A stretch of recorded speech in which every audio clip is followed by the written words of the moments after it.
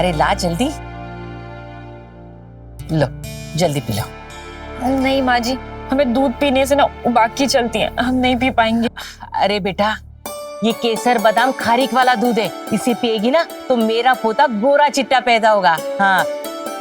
अरे माँ क्या बता, पोता होगा या पोती, हाँ कौन जानता है। अरे मेरा विश्वास है, हमारी शिल्पा बहू हमें पोता ही देगी। ले पी। जी माँ जी। ये शाबाश। तू क्या देख रही है? हमारे लिए भी नाश्ता लगा, हर काम बोलना पड़ेगा तुझे। जी माँ जी, अभी लगाती।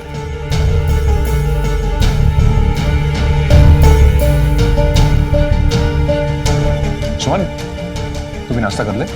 हाँ, ना कोई उठने का वक्त ना सोने का, पूरे दिन यहाँ वहाँ डोलती रहती है। ऐसे ही लक्षण रहे ना तो हो गई तुम्हारी शादी। हाँ तो शादी करनी भी नहीं है। अच्छा ये मैंने देखा।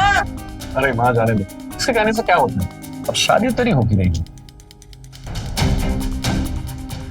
भाभी, भाभी नाश्ता कर लेना हमारे साथ।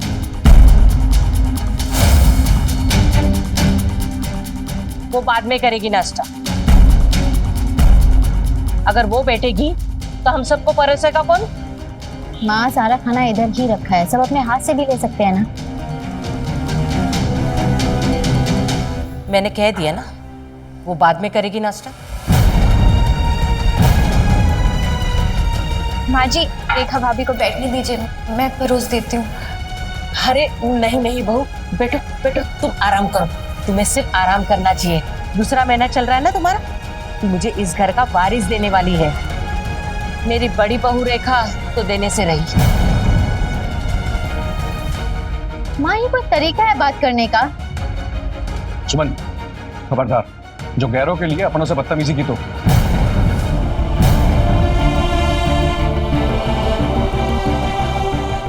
माँ जी ठीक ही तो कह रही है, मैं बाद में कर लूंगी नाश्ता।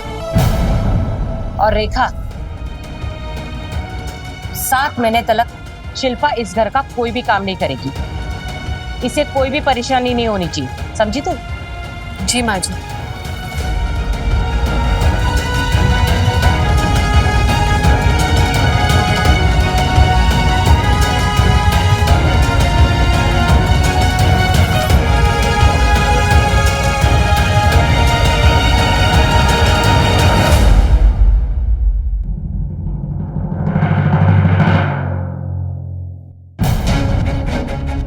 अब जल्द से जल्द ना सुमन की शादी करनी होगी, उसके हाथ पीले होने चाहिए जल्दी। जी माँ।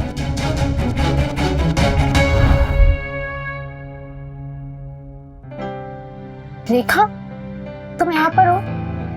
मैंने तुम्हें पूरे घर में ढूंढ लिया, अभी तक काम कर रही हूँ। हो जाएगा अभी थोड़ी देर में। रेखा, हाँ ये क्या है? तुम्हारे लिए तोहफा।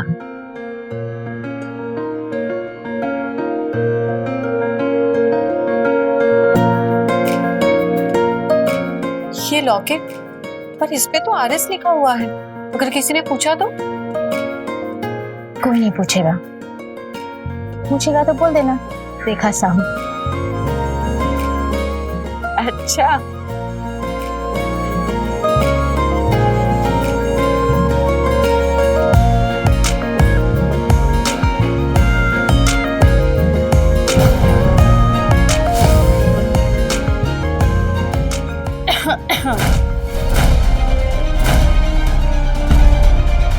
कुछ चाहिए शिल्पा?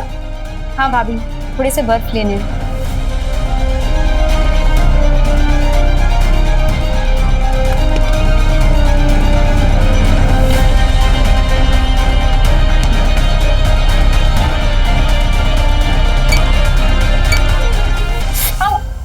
क्या करती हो? ध्यान से काम नहीं कर सकते तुम? ना काट लिया, ना खून बह रहा है, तुम छोड़ो। क्या कर रही हो?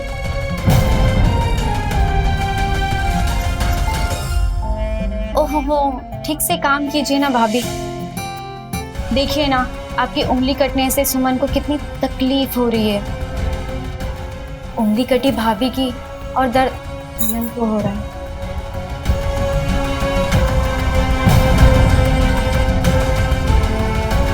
बंद हो गया? इसे कहते हैं प्यार। सिर्फ खून बंद होने से घाव ठीक नहीं हो जाएगा, इसमें पट्टी बांधनी पड़ेगी। चलो मैं पट्टी बांध दूँ। अरे पर बर्तन कोई और धो लेगा, चलो तुम। अच्छा लो।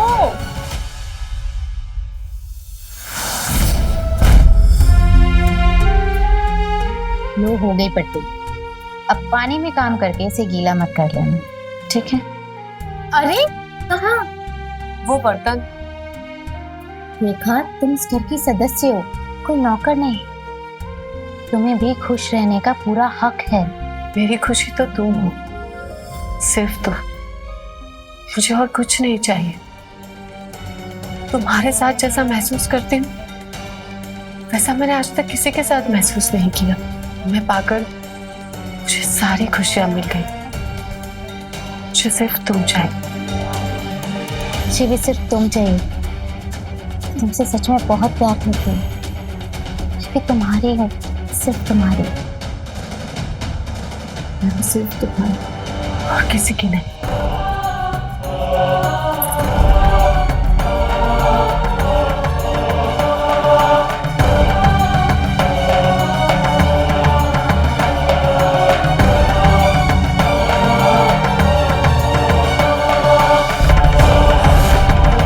कैसे ये लॉकेट अच्छा लग रहा है, नया लिया? मैं सबके लिए चाय बना के आई।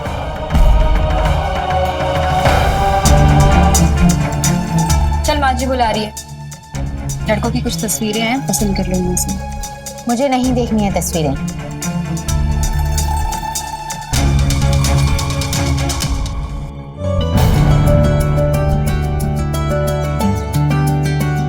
अरे बहू आओ बैठो। देखो इसमें से कौन सा अच्छा रहेगा सुमन के लिए?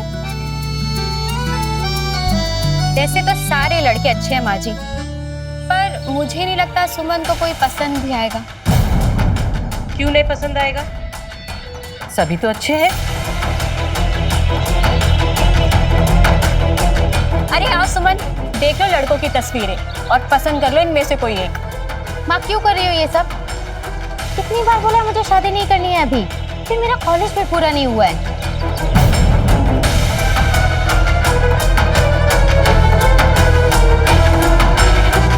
देखा माँ जी आपने, मुझे तो लगता है कि हम सुमन का कभी ब्याह करा ही नहीं पाएंगे। अरे वो तो बच्ची है, सुना नहीं उसने क्या कहा? वो अभी शादी नहीं करना चाहती है, बाद में करेगी। बाद में वो खुद ही कहेगी अभी मेरी शादी करा दो, देखना। मुझे नहीं लगता।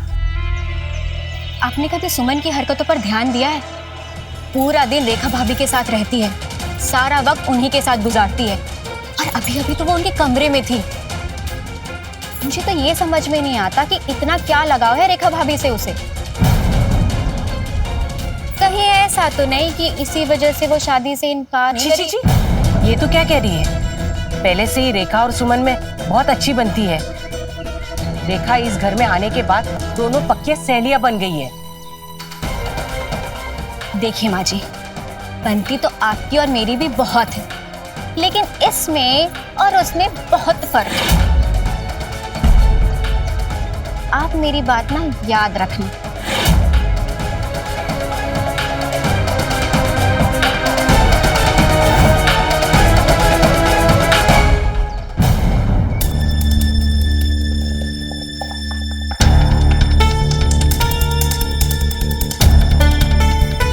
क्या हुआ? क्या सोच रहे हो? सुमन की शादी के बारे में। तो माँ भी सुमन की शादी को लेकर बहुत परेशान रहती है। तो ऐसा हाँ, सुमन की शादी ना होने से रहे। क्या बोल रही हो तुम? तो सोच समझ के बोला था। ठीक है तो कह रही हूँ, सुमन जिस तरह पूरा वक्त रेखा भाभी के साथ गुजारती है, मुझे तो नहीं लगता उसे शादी की जरूरत भी है। आज मैंने रेखा भाभी के गले में एक लॉकेट देखा, जरूर सुमन ने दिया होगा। पता है उसमें क्या लिखा था? RS। इसका मतलब समझते हैं आप? रेखा साहू नाम है उसका। रेखा सुमन भी हो सकता है। ऐसा लॉकेट कोई तभी पहनता है जब कोई रिश्ते में हो। पागल हो, कुछ भी बोले जा रही है। सोचने में कितना गंदा लग रहा है। सुनो, ऐसा कुछ भी नहीं है। सुमन रेखा भाभी की सिर्फ परवाह करती है। परवाह तो सबको होती है एक दूसरे की। हम भी तो उसकी भाभी है, हमसे तो इतना लगाव नहीं रखते सुमन कभी। क्योंकि तुम्हारी परवाह करने के लिए मैं माँ है और रेखा भाभी अकेली है, इसलिए। और इस अकेलेपन में उनकी साथी सुमन है। नहीं, सोचिए जरा। तुम्हें पता है, हाथों की इस जगह पे दबाने से हाथों का सारा दर्द खत्म हो जाता है। लाओ, तुम्हारे शोल्डर भी दबा देती हूँ, तुम्हारी सारी थकान चली जाएगी। इस घर में तुम नहीं होती तो मेरा तो दम घुट जाता सुमन। तुम कभी ये मत समझना कि मैं अकेली हूँ इस वजह से। तुमसे सच में बहुत प्यार करती हूँ। मैं बहुत छोटी थी जब मेरी शादी हुई, तब मुझे ये नहीं पता था कि मुझे क्या चाहिए, मेरी पसंद क्या है, मेरी खुशी किसमें। लेकिन तुमसे मिलकर मैंने खुद को पाया। मेरी असली खुशी तो तुम। हमारे भैया के जाने के बाद इस घर में तुमने मुझे अपने होने का एहसास दिलाया। लेकिन सुमन, एक बात है जो हर पल मुझे सताती है कि हमारा ये रिश्ता हम ऐसे कब तक चला पाएंगे। आज नहीं तो कल घर वाले तुम्हारी शादी करा देंगे, तुम शादी करके कहीं और चली जाओगी और फिर मैं अकेली रह जाऊंगी, बिल्कुल अकेली। तुमसे किसने कहा कि मैं शादी करूंगी?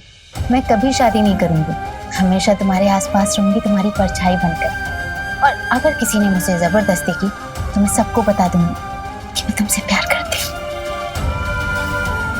नहीं, तुम ऐसा कुछ भी नहीं करोगी। तुम मेरे पास हो, मुझे और कुछ नहीं चाहिए।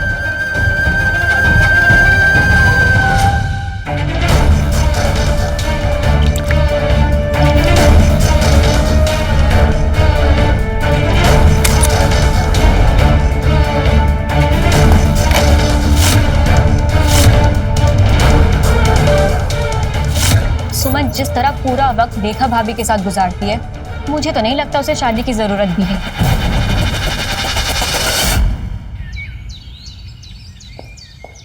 माँ, मैं जा रही हूँ, आज मेरा आखिरी एग्जाम है।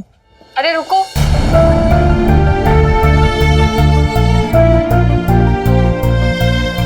वही मैं कहूँ, अभी तक दही शक्कर क्यों नहीं आया? दही शक्कर खा के जाने से आज का तुम्हारा इम्तिहान भी बहुत अच्छा जाएगा। इम्तिहान का सारा सामान ले लिया ना? आईडी कार्ड, पेन वगैरह सब? बस सब रख लिया है, अब जाओ। अरे टिफिन तो लिया ही नहीं, और जैकेट भी। रुको,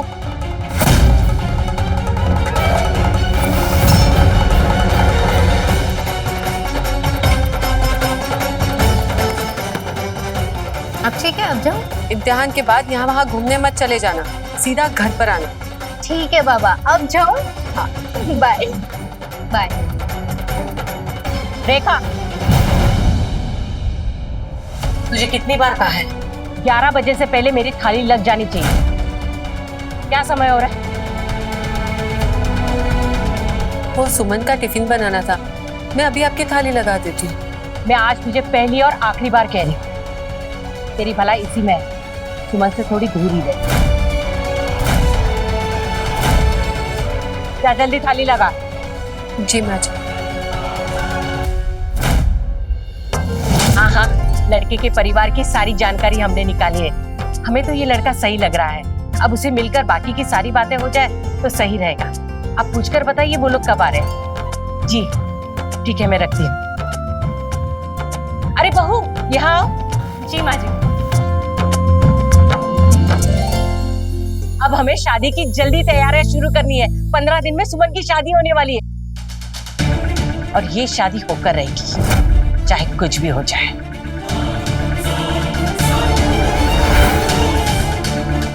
होगा तो बहुत कुछ माँ जी, पर आप संभाल भी नहीं पाओगे। बस देखते जाओ आगे आगे ननन भाभी के तमाशे। हो गई पढ़ाई पूरी, अब शादी करा देते हैं। फिर से वही बात, शादी शादी शादी, शादी मतलब बर्बादी। कोई कोई शादी नहीं करनी मुझे, क्यों नहीं करनी है शादी? क्योंकि मैं मानसिक रूप से तैयार नहीं हूँ। तेरे ये फिजूल से चोच लेना मुझे मत सिखा। बाल विवाह नहीं कर रहे हम तेरा, बालिग है तू।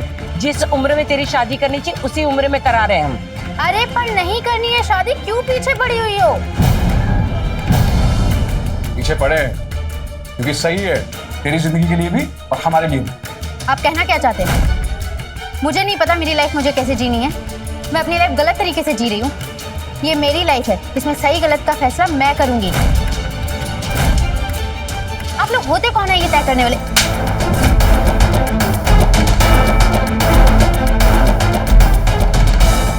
बस बहुत हो गया। अब तू ना कंधे पर चढ़कर कान कतरने लगी है। हम तुझे कुछ कह नहीं रहे हैं, इसका तू फायदा उठा रही है। 3 दिन बाद लड़का और उसकी माँ तुझे देखने आ रहे हैं। मुझे कोई भी नया नाटक नहीं चाहिए, समझी तू?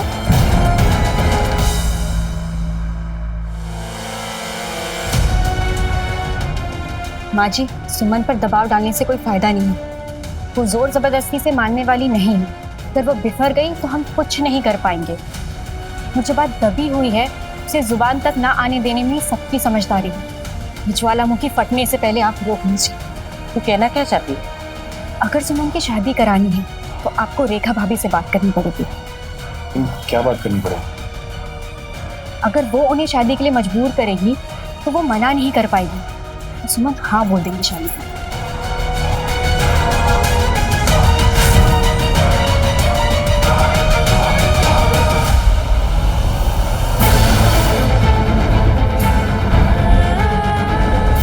तुम्हारे लिए तोहफा।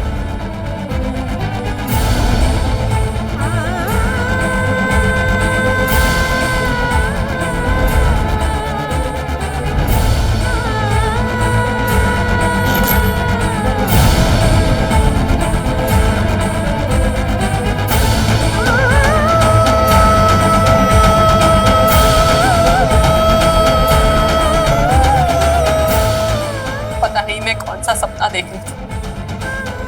मैंने ये सोच भी कैसे लिया कि तुम और मैं, नहीं, ये कभी नहीं हो सकता। नहीं, आज नहीं, कल नहीं, कभी नहीं। तुम्हारे और मेरे रिश्ते के लिए ना घर वाले कभी मानेंगे ना ये दुनिया। तुम्हारे लिए तुम्हारी शादी के लिए लड़का देख लिया। आज नहीं तो कल तुम शादी करके चली जाओगी।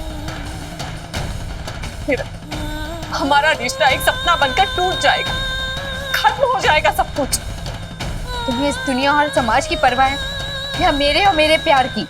मेरे परवाह करने से क्या होगा? माँ जी, देवर जी, शिल्पा हमारे रिश्ते के लिए मान जाएंगे? क्या तुम्हारी शादी नहीं होगी? क्या हम हमेशा के लिए एक हो जाएंगे? नहीं, ऐसा कभी नहीं होगा, कभी नहीं। हम जिस मृग तृष्णा के पीछे भाग रहे हैं उसका कोई अंत नहीं है। ये रिश्ता, ये प्यार एक सपना बनकर टूट जाएगा, सब खत्म हो जाएगा। ये समाज, ये परिवार, ये दुनिया नहीं मानेगी, इसलिए तुमने लड़ने से पहले ही हार मान ली। ये लॉकेट फेंक देने से, गले से उतार देने से तुम्हें क्या लगता है मुझे खुद से दूर कर पाओगे? अरे तुम्हारा नाम मेरी धड़कनों में है और ये तुम्हें भी पता है। तुम मेरे बिना नहीं जी सकती। तुम शायद मेरी नहीं हो सकती, पर मैं तो हो सकती हूँ। इसीलिए मैंने तुम्हारा नाम अपने हाथ पर लिखा लिया। ये एक टैटू बना देंगे? क्या बनवाना है मैडम? रेखा। आपका नाम है? किसी खास अपने का है। आइए।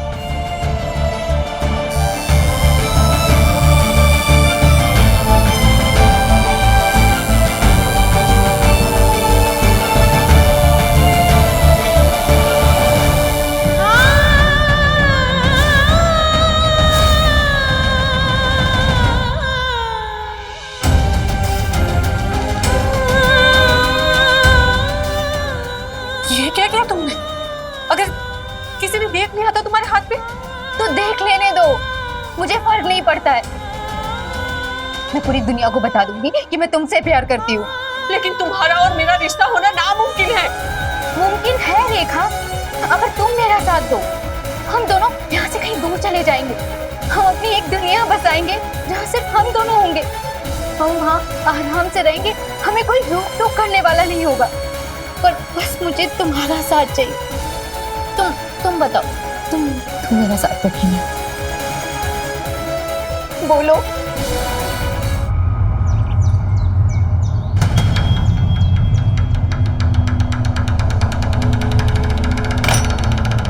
क्या बात है माँ जी, ऐसे बंद कमरे में आप दोनों क्या बात करनी है आपको? तेरी शर्मनाक हरकतों की वजह से आज ये दिन आ गया है कि अपनी इज्जत बचाने के लिए ऐसे बंद कमरे में चुप चुप कर तेरे से बात करनी पड़ रही है। मैं कभी सोच भी नहीं सकती कि तू ऐसा। मैं क्या? ज्यादा होशियार मत बन। ऐसी घिनौनी बात करके मैं अपना मुंह गंदा नहीं करना चाहती। तेरी भलाई और इस परिवार की भलाई इसी में है। सुमन की शादी हो जाने से मैं जानती हूँ तेरी वजह से ये शादी के लिए मना कर रही है वो। तू चाहती क्या है? क्यों उसकी जिंदगी बर्बाद करने पर तुली है तू? पहले ही तू मेरे बेटे को निकल चुकी है, अब उसकी जिंदगी बर्बाद कर रही है। तू इस घर की बड़ी बहू है, इस घर की शोभा बढ़ाने के बजाय तू हमारे मुंह पर कालिक पोत रही है। अरे लोग हंसेंगे, हमारे मुंह पर थूकेंगे। तेरी और इस परिवार की भलाई इसी में है। सुमन की शादी हो जाने दे। वो हमारी बात नहीं मानेगी, इसलिए सुमन को तुझे तैयार करना होगा। अगर वो राजी नहीं हुई ना, सब कुछ बर्बाद हो जाएगा और सबसे पहले तू बर्बाद होगी। भाभी, आप ही उसे मनाओ, जरूरत पड़े तो आप अपनी कसम दो। परसों लड़के वाले आ रहे हैं सुमन को देखने के लिए, तैयार करना आपकी जिम्मेदारी। इस बार कोई गलती नहीं होनी चाहिए भाभी। उम्मीद है तुझे हमारी बात समझ में आ गई होगी। फिर भी अगर तुझे हमारी बात नहीं समझी और ये घर बर्बाद हुआ तो सबसे पहले मैं तुझे बर्बाद करूंगी। ये याद रखना।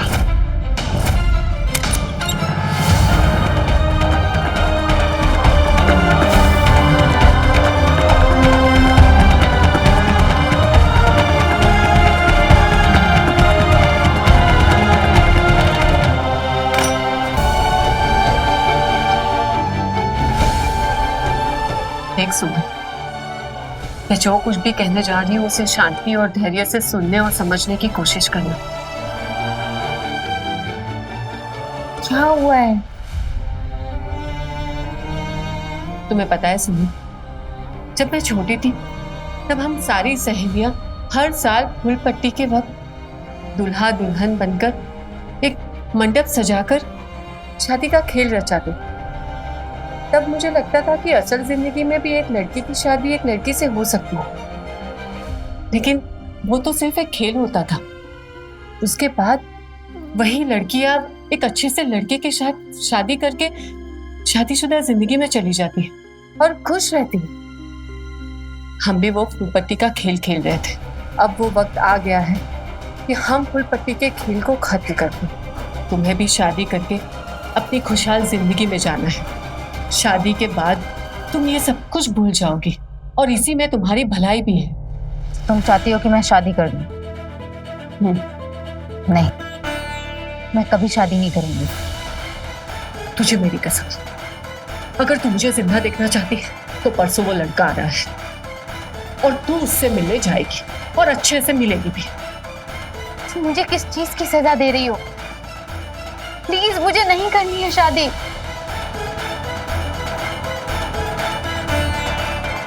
क्या कर रही हो ये? क्या कर रही हो?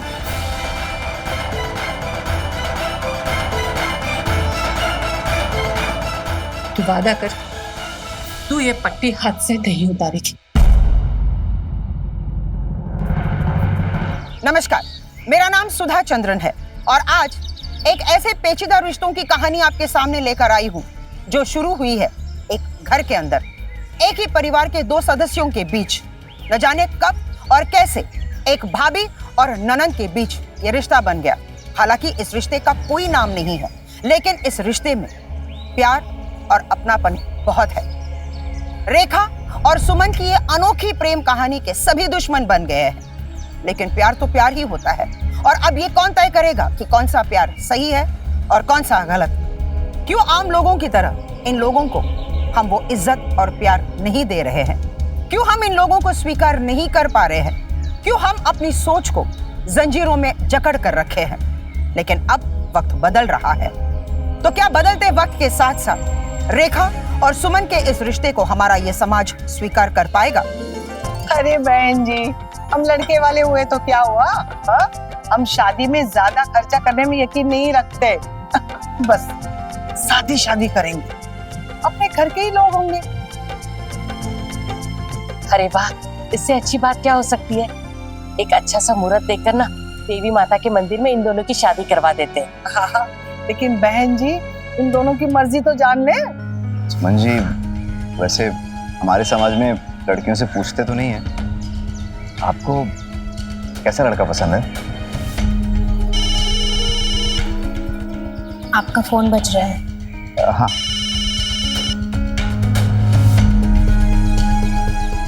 लगता है आपको कहीं जाना है।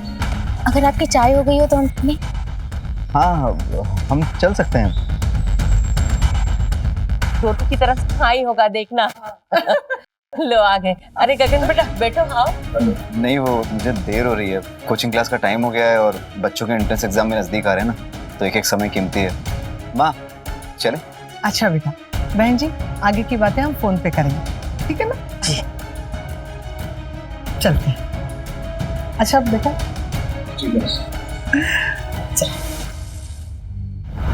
शिल्पा, अभय, सुमन, कहाँ हो तुम लोग? जल्दी आओ।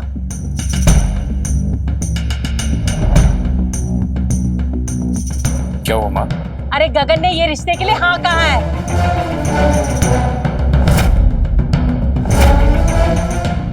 15 दिन में शादी का बोल रहे हैं वो लोग।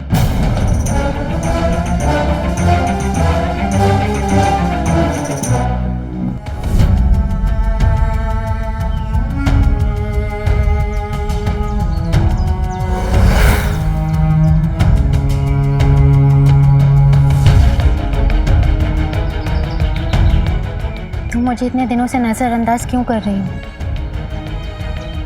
कब से मैं तुमसे मिलने की कोशिश कर रही हूँ, बात करने की कोशिश कर रही हूँ, तुम मुझसे बात तक नहीं कर रही हो। तुम्हें क्या हो गया है रेखा? क्यों तुम हमारी जिंदगियां बर्बाद कर रही हो? तुम्हें अच्छे से पता है कि हमारी खुशी एक दूसरे में है, क्यों मुझे इस आग में झोंक रही हो, खुद तिल तिल मर रही हो? क्यों कर रही हो रेखा? हमारे पास अभी भी वक्त है, अगर हम आवाज उठाएंगे तो कोई भी हमारे साथ जोर जबरदस्ती नहीं कर सकता। तुम अभी तक वही जिद पकड़े बैठी हो।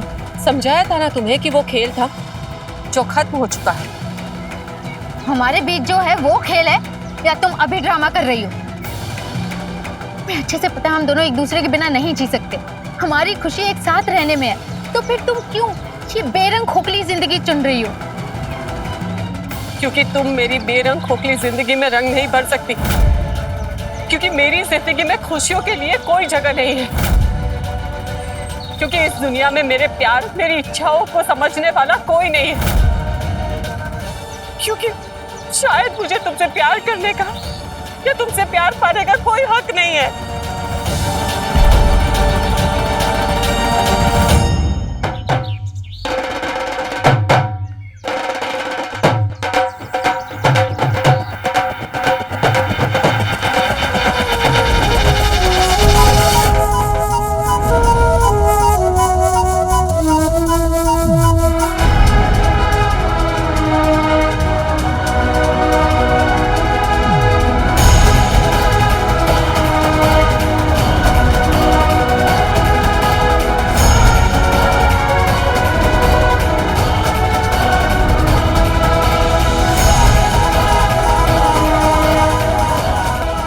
चुनर का हर एक रंग तुम्हारा है, इसके हर एक रंग पर तुम्हारा हक है और मेरा।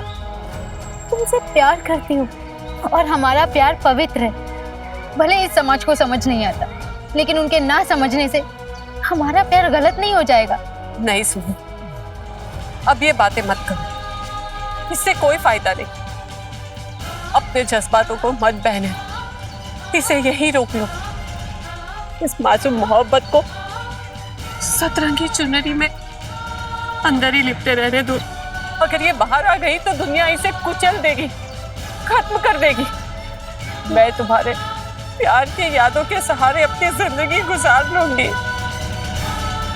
ये इस चुनरिया को अपने प्यार की निशानी बनाकर हमेशा अपने सर पर ओढ़े रखूंगी। पर मैं हाथ जोड़कर भीख मांगती हूँ, तू मुझे भूल जा, अपनी नई जिंदगी शुरू कर। नहीं, मुझे भूल जा, भूल जा। मैं किसी और की नहीं हो सकती, मैं किसी और से शादी नहीं कर सकती। रेखा, हम दोनों एक दूसरे के लिए बने हैं। मुझे किसी से शादी नहीं करनी। सुमन!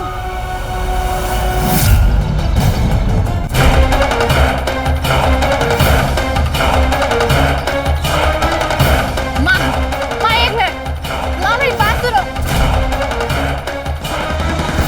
ये इस चुड़ैल की वजह से हुआ है। इस कलमुई ने क्या उल्टी सीधी पट्टी पढ़ाई, क्या गन भरी है सुमन के दिमाग में, पता नहीं। अरे नालायक, तू चाहती क्या है? क्यों मेरी बेटी की जिंदगी बर्बाद करने पे तुली है तू? हे भगवान, पता नहीं किसकी नजर लग गई मेरी इस घर को। माँ, तो कहना है मुझे बोलो, भाभी को कुछ भी बोला ना तो फिर आप देख लेना। नहीं तो क्या, कोई छूट का दे दी, खुद को बाहुबली समझ लगी है तू? हाँ, ये मत भूल, भाई की गन आज भी है मेरे पास, उसके अंदर 6 गोली है। कितनी? 6। अगर चू चपर की ना तो सारी की सारी तेरे अंदर उतार दूंगा। अब कान खोल के सुन, जिस तय तारीख पर शादी तय है, शादी उसी दिन होगी। और इस घर की इज्जत को मिट्टी मिलाने की कोशिश की तो तुम दोनों में से कोई भी जिंदा नहीं बचेगा, ना तुम और ना तुम। समझ में आया ना? हे भगवान, क्या दिन आ गया है इस घर में। मैंने आप दोनों को पहले ही चेतावनी दी थी, लेकिन किसी ने मेरी बातों पे गौर नहीं किया था। आज देख लो, ये दिन देखना पड़ रहा है। वो माचिस की तीली तू है, उसने हमारी जिंदगी में आग लगाई है। सुमन, तू इतनी बेशर्म हो गई है, बड़े छोटे की रिश्ते की मर्यादा भूल गई तू। ये सब इस कलमुई की परछाई का नतीजा है। चल चल, जब तक सुमन की शादी नहीं होती ना, तू कमरे के अंदर ही रहेगी। माँ प्लीज, माँ प्लीज, माँ प्लीज मत करो ऐसे, प्लीज। जब तक मैं नहीं कहती, तू इस कमरे के अंदर कदम तक नहीं रखेगी, समझी तू?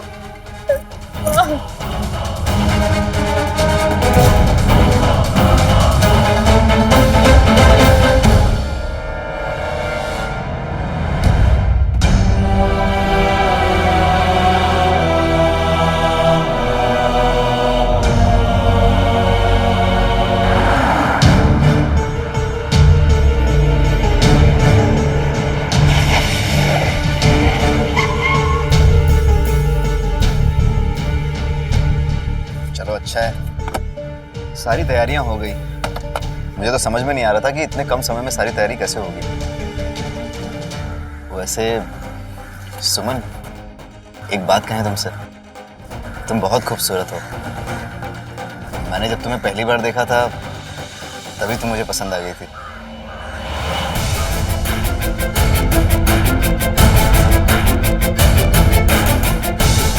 क्या कर रहे हैं आप ये? क्यों? कुछ गलत कर रहा हूँ? वैसे भी हम लोग हमेशा के लिए एक होने वाले हैं, तो मुझसे कैसा शर्माना।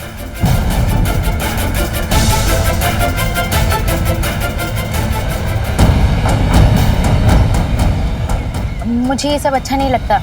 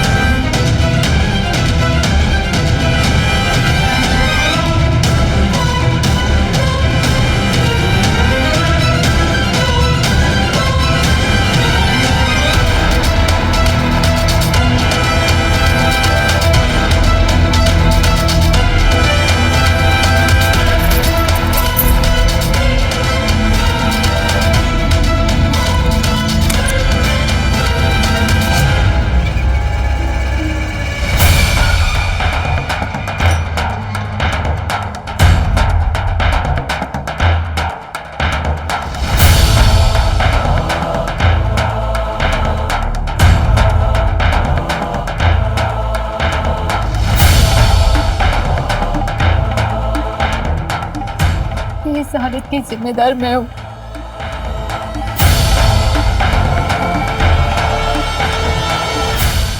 नहीं, तुम ऐसा क्यों बोल रही हो सुमन? तुम्हारी कोई गलती नहीं है। तुम तो सिर्फ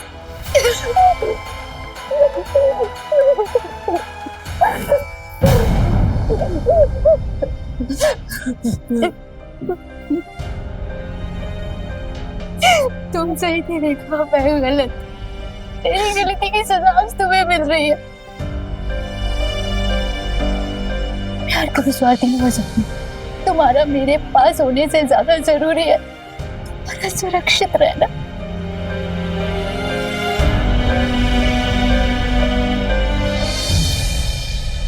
रेखा और सुमन की जिंदगी बिल्कुल वैसी ही है जैसे आमतौर पर समाज में हो रहा है, जहां एक तरफ सुमन की इच्छा के विपरीत जाकर जबरदस्ती एक लड़के के साथ उसकी शादी की जा रही है, तो वहीं दूसरी तरफ रेखा को एक औरत से प्रेम करने की सजा दी जा रही है।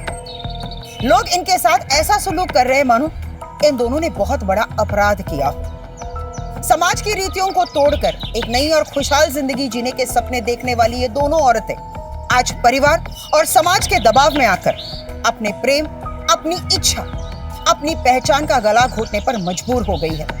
और अक्सर समाज इंसानों से उसकी इच्छाओं को छीनकर उसे खोखला बना देता है। तो क्या रेखा और सुमन की ये कहानी भी वैसी ही है? माँ मुझे माफ कर दो माँ, प्लीज। मेरे मना करने के बावजूद तूने इसके कमरे का दरवाजा खोला, तेरी हिम्मत कैसे हुई? मैं सुमन की जिंदगी बर्बाद करना नहीं चाहती। मैं उसकी खुशियों के बीच में कभी नहीं आऊंगी। वादा करती हूँ आपसे मंजिल। माँ, मैं आपकी और भैया की मर्जी के मुताबिक गगन से खुशी खुशी शादी कर दूं। मैं आपसे वादा करती हूँ, जैसा आप लोग बोलेंगे मैं वैसा ही करूंगी। बस आप लोग एक वादा कीजिए कि आप रेखा भाभी को कोई नुकसान नहीं पहुंचाएंगे, इन्हें यहाँ पर आराम से रहने देंगे। हाँ,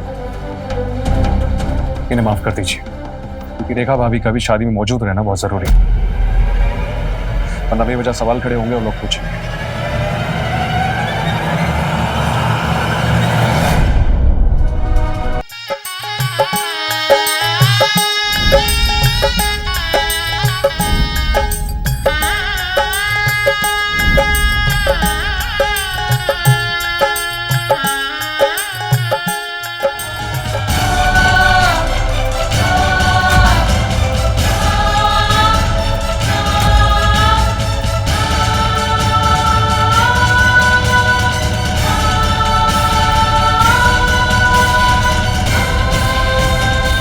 बहुत सुंदर लग रही है, एकदम चांद का टुकड़ा। एक लड़की अरमानों की डोली में बैठकर अपने जीवन साथी की जिंदगी में कदम रखती है। वो जिंदगी जो उसने खुद चुनी होती अपनी मर्जी से। मैं एक ऐसी दुनिया में जा रही हूँ जो मेरे लिए है ही नहीं। तूने मेरे लिए बहुत कुछ किया है सुमन, मैं तुम्हें कभी नहीं भूल पाऊंगी। आज मैं भी तुम्हें एक तोहफा देना चाहती हूँ।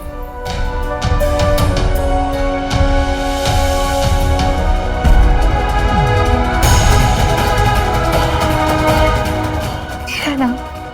तुम्हें तो साथ नहीं रख सकती, इसे तो रख सकती हूँ। तुम्हारा नाम, तुम्हारा एहसास बनकर हमेशा मेरे पास रहेगा। इसे मुझसे कोई नहीं छीन सकता, कोई नहीं। सुमन, सुमन तुम तैयार हो ना? लड़के वाले आ गए हैं। सुमन। हाँ, मैं आ रही हूँ थोड़ी देर में।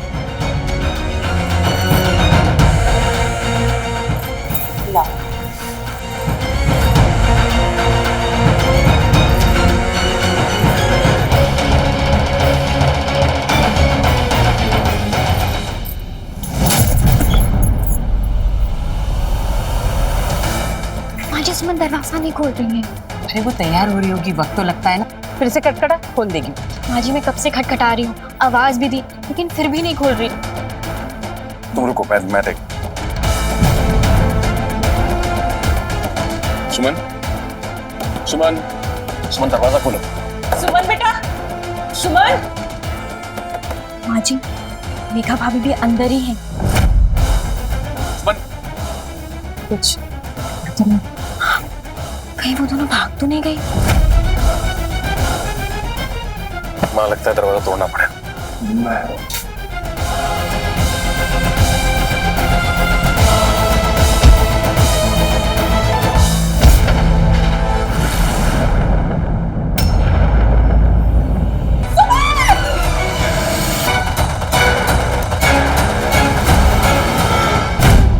अब वक्त हो गया है, कुछ ही घंटों में तुम किसी और की हो जाओगी। नहीं, मैं ये शादी नहीं कर सकती रेखा। मैं सिर्फ तुमसे प्यार करती हूँ।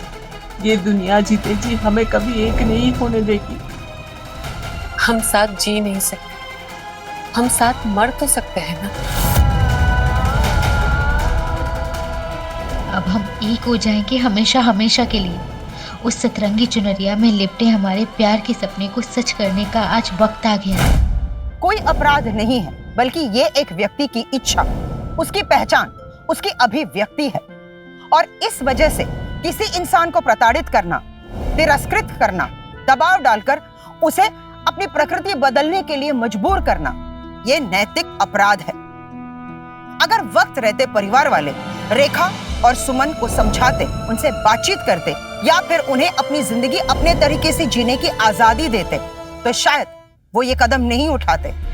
खुदकुशी अपने आप में बहुत बड़ा अपराध है। खुदकुशी या सुसाइड किसी भी समस्या का हल नहीं है। लोगों की छोटी सोच और उनके दुर्व्यवहार की वजह से आज भी हमारे समाज में बहुत सारे लोग हैं जो अपनी पहचान को छुपाकर जीने के लिए मजबूर होते हैं। इसलिए बेहद जरूरी है कि हम अपनी सोच के दायरे को बढ़ाकर और एक ऐसा समाज बनाएं जहां हर उम्र, हर धर्म, हर जाति और हर जेंडर को खुलकर जीने की आजादी हो। इसी विचार के साथ मैं सुधा चंद्रन आपसे विदा लेती हूँ। फिर मिलेंगे क्राइम अलर्ट के अगले एपिसोड में जुर्म की एक नई कहानी के साथ। तब तक के लिए सुरक्षित रहे, सेफ रहे और हेल्दी रहे, और देखते रहे क्राइम अलर्ट, जुर्म के खिलाफ आवाज।